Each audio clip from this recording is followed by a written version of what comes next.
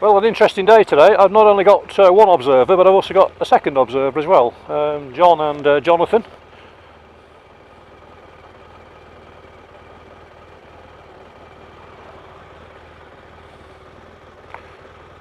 Jonathan is the trainee, as it were.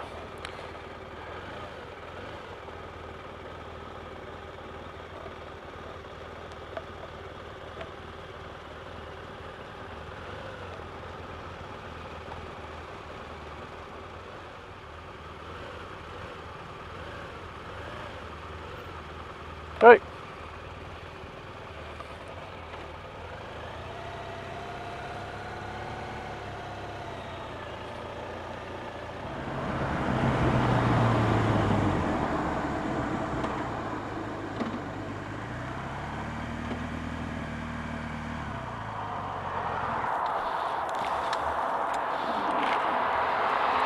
Feels a bit like Red Leader with the red arrows with two bikes behind me. A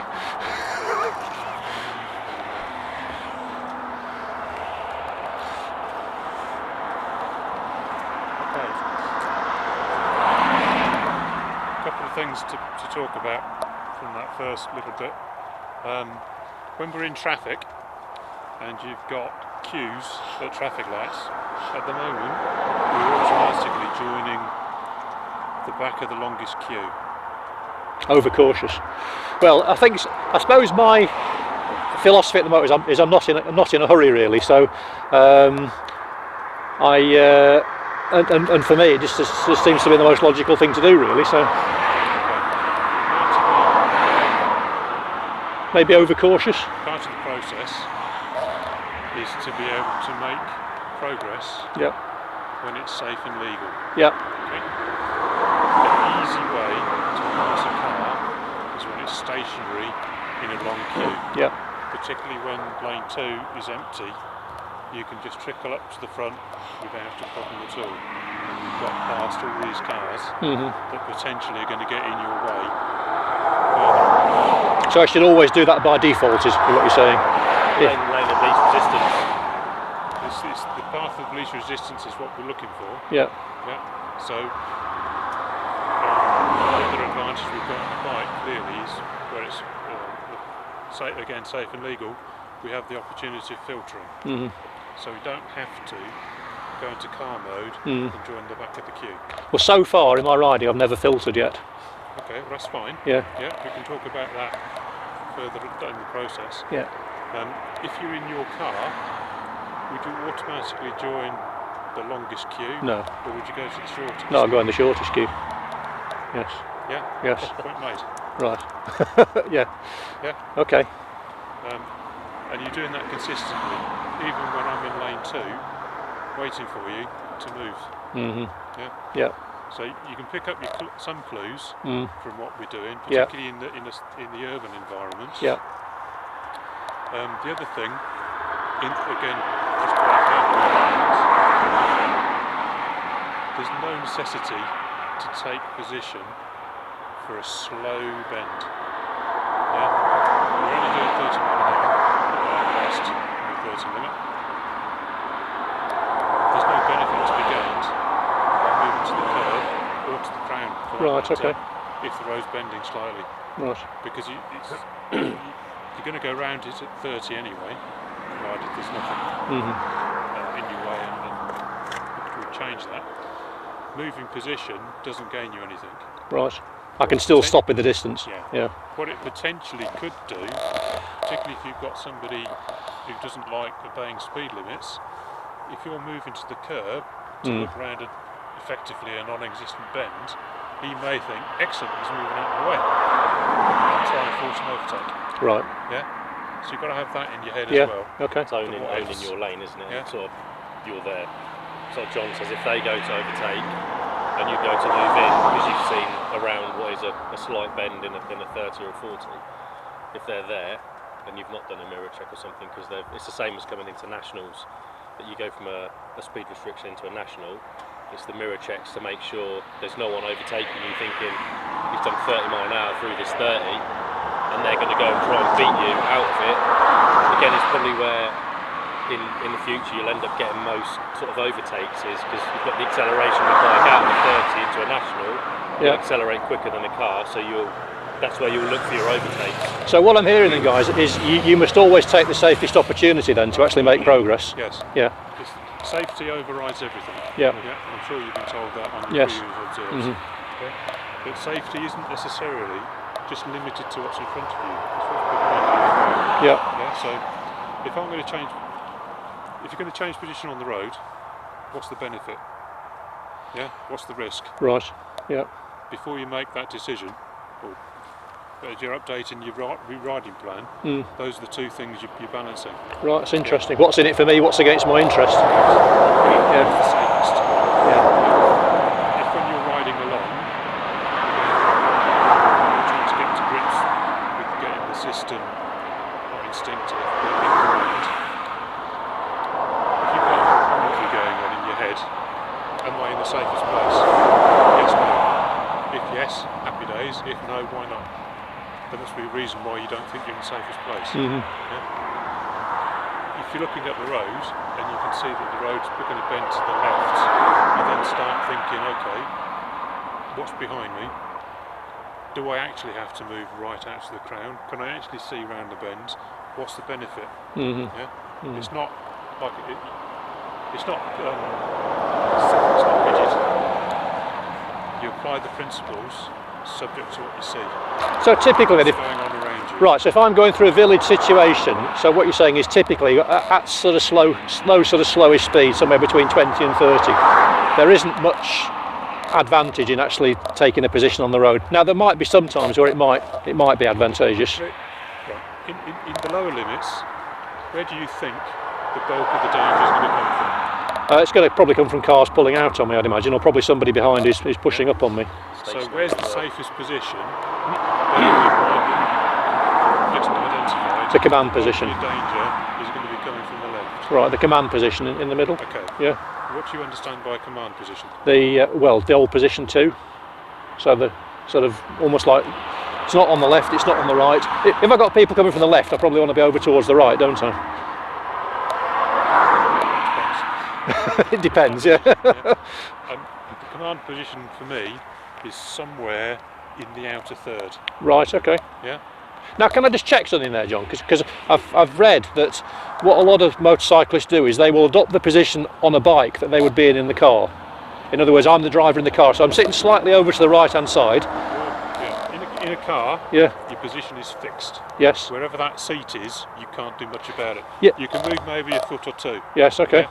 In the bike, you've got the full width of the road. Sorry, I'm not making it clear. So it's the difference between sitting in the passenger seat in the car and the driver's seat. So in the driver's, so obviously the middle of the car is going down the command position, but in the driver's seat, I'm slightly off to the right of that. Is that what you're saying? Yeah. DSA will tell you the safest place is down the middle of the lane. All things being equal. Sorry, what's DSA? Driving Standards Agency. Okay. Standard test. Yes. Okay. That's what's taught, as I understand. That's not necessarily the best place. Yep. Yeah. If you just sticking in the urban environment, most of your danger from left hand side. If you're somewhere in the outer third, yep, call it the command if you want. If you're in the outer third, you've taken care of the bulk of the danger. Yes. Clearly you're going to have, if there's a parked car, you're going to have to go beyond, or potentially the wrong side of the road, depending on the width. And if you're not out from the ground, coming towards you, you don't necessarily have to move. Yeah. So some of your workload being up here, it's down here, and you're actually scanning pavements and everything else. You're not, and I'm exaggerating slightly, when you're going down the road, you're not doing this. Every time you see something. And that's what you see quite often people doing. Yeah. The other thing, if your workload's down here a bit, when you're scanning, you can also start to pick up the road surface. Yeah. Yeah. So you're not riding over manholes. You're not riding over potholes. You're not riding along the right line or over.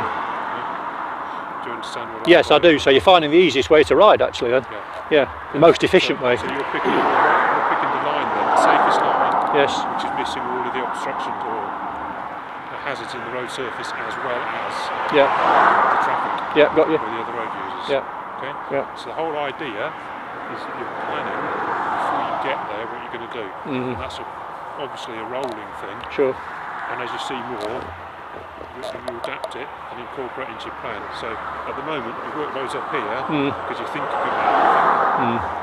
When it becomes more ingrained, your workload's going to be. You're still doing the same amount of workload, but all here is always down here. I think for me it was when a penny dropped and it becomes a habit that you get into the seat, you get into it.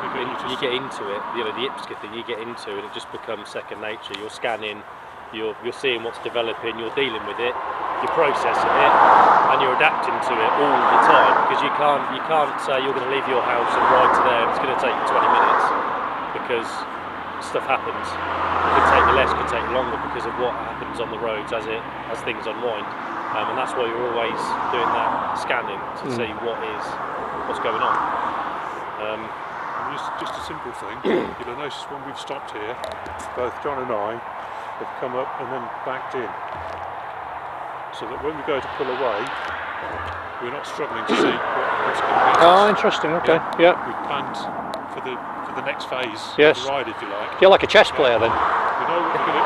Obviously, when we move off from here, we're joining a busy dual carriageway with traffic doing 70 mile an hour. Yeah, and I'm going to be doing that, aren't I? I've got my best view, and I've made it easy for myself by being at an angle, so I've got a clear view. Okay. That comes down to as well. When we left the Obby Centre, you turned right, and then we got to the other end, and we've done the second right of the main T junction to go down to the lights. So you pulled up straight, right next to the line was the lines here, and you sort of pulled there. And when you pull off, you've got to turn and accelerate. Yeah. Well, we both sort of go over towards the left and point the direction we go in. Yeah. We can get away quicker and safer because we don't have to turn slowly then accelerate, because we're already pointing the way we want to go. We can get out a lot safer.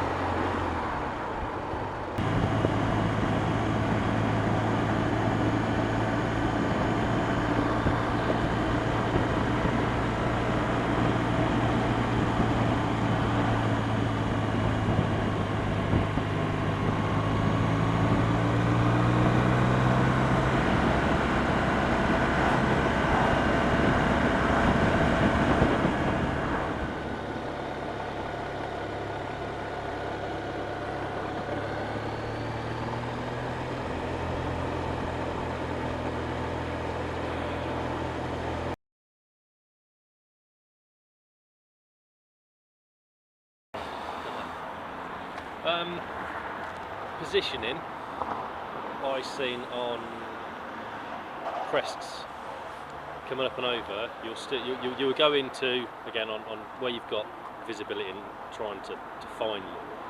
You'd be over on the crest. I always say on a crest, left is best. Don't go for an extreme, because again you can't see over that crest. You don't know what's coming towards you. When we come off 15 and then went right, there was a couple there. And again, you were caught in positions, especially on roads like that, they're quick. I mean, they've slowed it down to be fair, to 50, but they are fairly quick roads. you're still going for a position when you're kind of in a follow position. So you're not looking for an overtake because it's not there. And going to an extreme and having cars come towards you, you're in a vulnerable position. If someone loses control of their vehicle coming towards you, again you're here. So I'd always drop in a little bit. I'm trying to think as we come off 15 and went right. Yeah. You come off the roundabout and you were straight out, sort of on the right hand side. And there's a lot of traffic coming towards. Okay. We're not looking for an overtake. We're not going to gain anything from being there. So to bring it in a little bit, in a follow position, which is you know you're not progressing. You're not looking for that progression. Yeah, I was slightly flustered because I don't really notice, but I was in neutral. I tried to set off at the roundabout. Yeah. That was another thing as well. That when you've stopped at roundabouts or junctions, we stopped at 15 because the lights just went red. And you're sitting there holding the clutch. Again, mechanical empathy. I'll always put my right foot down and click into neutral and keep my left foot up, and then I'll let the bike just rest and I'll hold the front brake. Okay. And then as soon as you're ready to go, your left foot's already there, so you're not doing the whole jumping about, clicking straight into first, and you're off. Again, for mechanical empathy on your bike of not burning your clutch, but sitting there holding your clutch for 2 minutes or whatever it's going to be, 90 seconds for the lights. It's a bit like being like a cat on a hot tin roof, you know, because I suppose I'm conscious of these fellas behind me and I want to get away. And but you're right. But I'm again, sure. that's if you're sitting there holding your right brake, your rear brake on your right foot, you then have to do that shuffle. Right. Engine shuffle. The engine shuffle. The engine shuffle. Can I be clear though, John? So are you saying you never ever sit there in first gear? Because that's been my working assumption up to now, and please correct this if it's wrong, is that you're coming in to stop, but you've got to be ready to go again. So you're sort of coming in at the roundabout, or if the lights have just changed to red. Yes. Yeah. Even if you don't know the phasing of the lights, you know you're not going to go straight away. Yeah. So yes, I would put it into neutral. Okay. I would then be scanning. Yeah. The other lights I can see.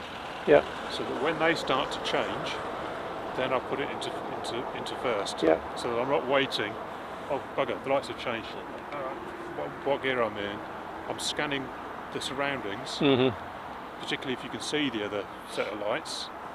When you can at the top of the motorway there, so you can see that changing. Yep. And you know that yours are going to change next. Got you. So if you're going to be stopping there for more than 20-30 seconds, then yes, I'm in neutral. Okay. Yeah. So it's a good habit. It's the same as in the car. And you do that just to protect the clutch on the bike. Yeah. It's mechanical. Simply, isn't it? Right. Okay. Yeah.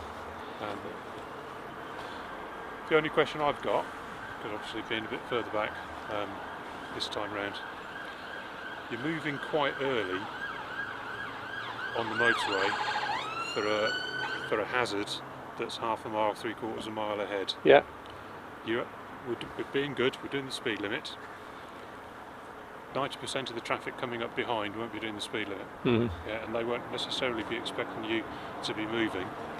You're indicating, moving, and looking more or less all in one go. Yeah.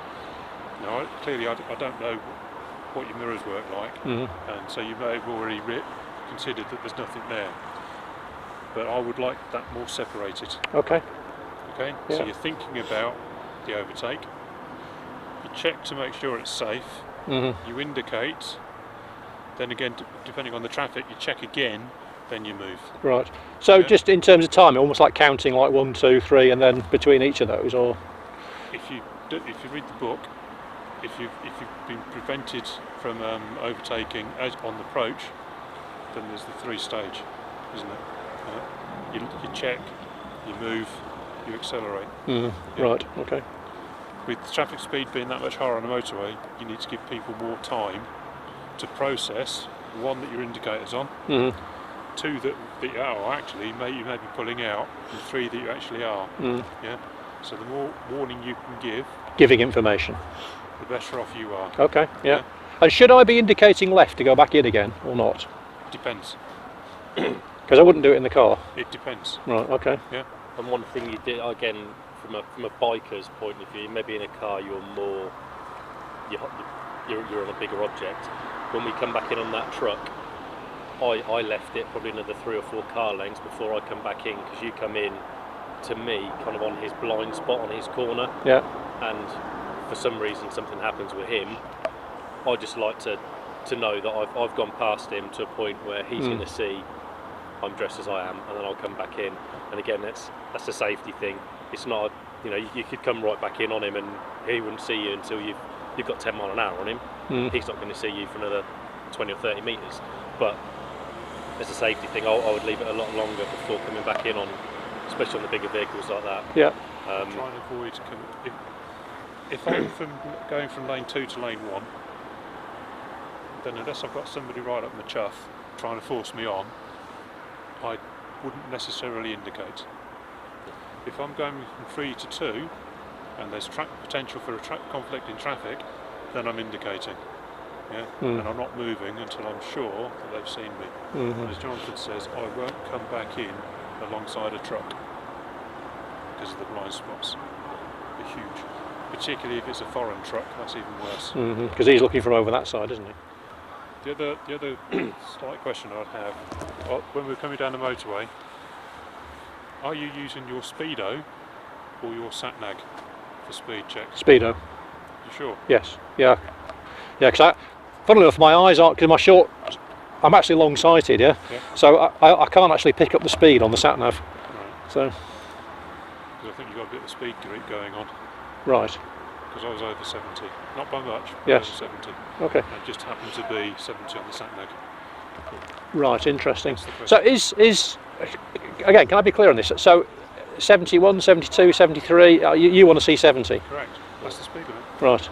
That's what your speed. That's the only gauge you've got is your speedometer. But keeping it exactly on 70 on a clear motorway. Yeah. I mean that's obviously then the skill, isn't it, that I've got to learn. So. Throttle control. Right. So you don't want to see 68. No. Right. Okay. If it's safe and appropriate. Yeah. I want to see you at the relevant speed limit. Right. Okay. Yeah. You guys are fortunate Yeah. to have cruise control. Yeah. I don't know what. Yeah. Now I've worked on that. If it's not safe and appropriate, I don't want to see it at the relevant speed limit. Yeah. But that's your judgment. Yeah. No, it's the exactitude I'm talking about. So for example, round town, believe it or not, I've been trying to work on that in the sort of slower speeds. I've got less experience. I've only actually been on the motorway probably a couple of times actually so far in 3 months. So learning. What So you find that's low speeds, because I'm guessing in a 30 you're in second. yes. Yeah. Throttle response is a lot more. Yes. So it's a slight twitch. Yeah. It's overpace. At 70, what gear are you in? On the motorway there, I was in 5th. Right. I was in 6th. Right. Yeah. Again, it's mechanical sympathy. Mhm. You're still in the power bands. Yeah. You don't need a responsive throttle per se, Yeah. and the throttle adjustment doesn't give you quite so much Okay. of this. Yeah. Yeah. The higher your gear you are, the more input you've got to put in. Can I push back on that? Because what Dave was saying last time was what I was doing. I was actually slowing down quite early going into those. Okay. And what he was saying was he wants to see me actually brake. He wants to see me braking quite a bit later. And then what I was then doing is I was braking, but I was then going say in the 30 zone. I was going down say 25. So what I've been working on the last 3 weeks is trying to not leave it as late as possible, but certainly leave it later rather than earlier, and try and get exactly on that speed. It's a balance thing, isn't it? Yeah. Because it depends what gear you're in, how much engine braking you get. Yeah. It depends on whether you've got somebody up your chuff, whether you need to give a signal. Yeah. Yeah. And that was the debate, John. That was the debate. That's always going to be a debate. Yeah. From observing, from position 2 for me, to me it looks like you've kind of missed it and gone and slowed down, because when I see a 30 or a 40 speed restriction, I'll always do a mirror check to see what's behind me. Yeah. And then as I get closer and I'm shutting off the throttle, I'll do my checks again.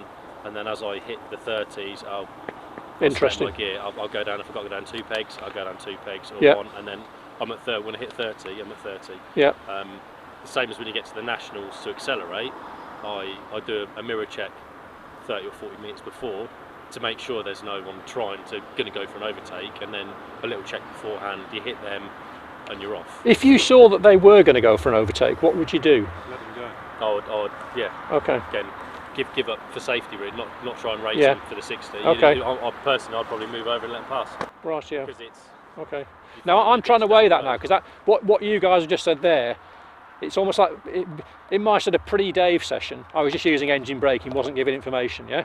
So now since that Dave session, 2 or 3 weeks it is, I've now been trying to make sure I'm sort of just flickering the lights on and leaving it a little bit later. But so what you're now saying is, as we said, it's not a rigid set of rules. Yeah. It's a set of principles you apply to the conditions that you see. Okay.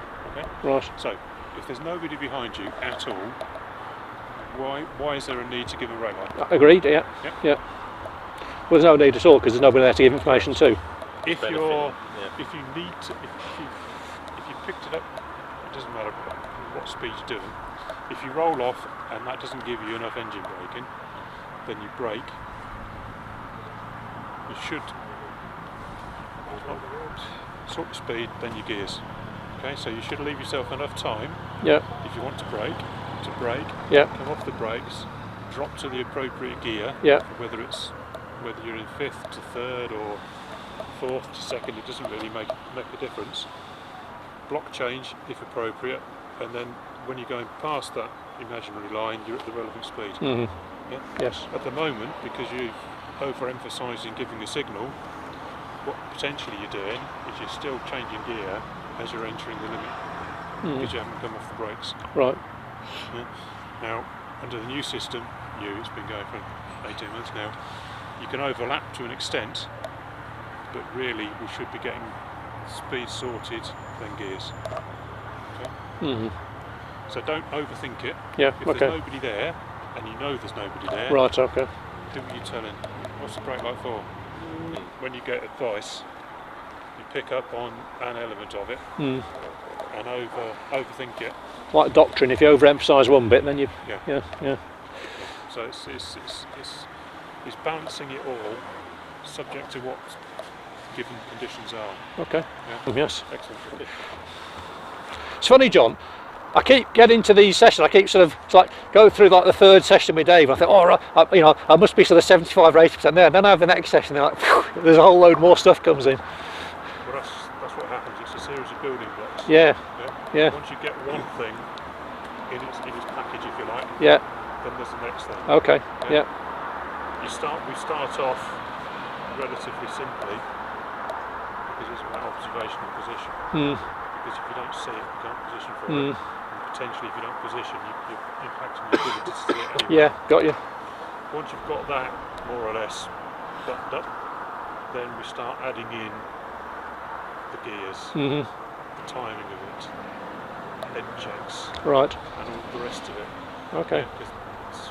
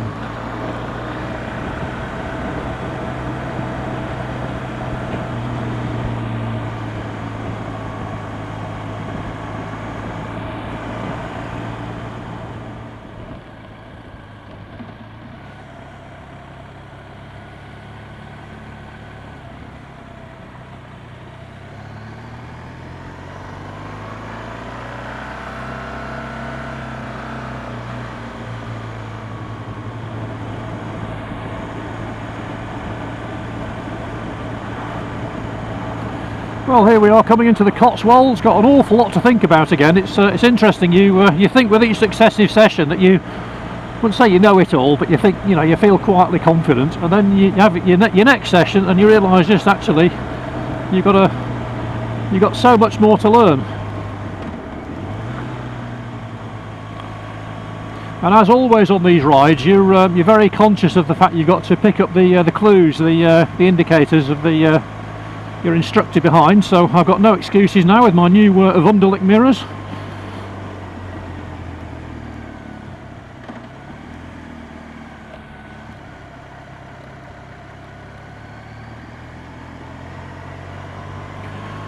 But we start to enter the Cotswolds.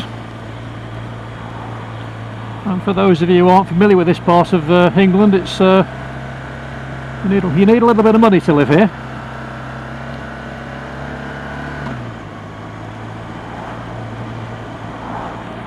So the likes of Jeremy Clarkson, David Cameron, a lot of celebs live in the Cotswolds. The other thing you'll notice is that the stone in the building starts to change colour to this sort of pale yellow, really, like a pale yellow sandstone. Beautiful, actually. It really is a lovely part of the world. But again, not one particularly familiar with.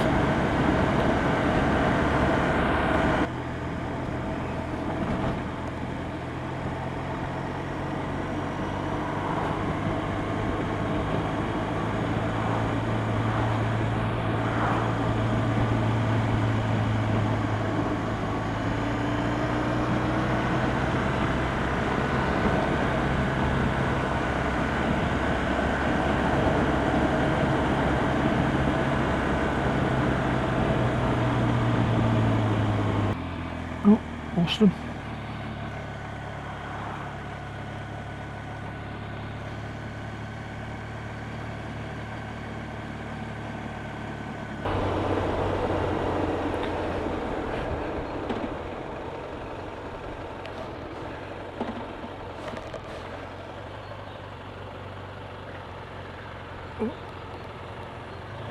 Round.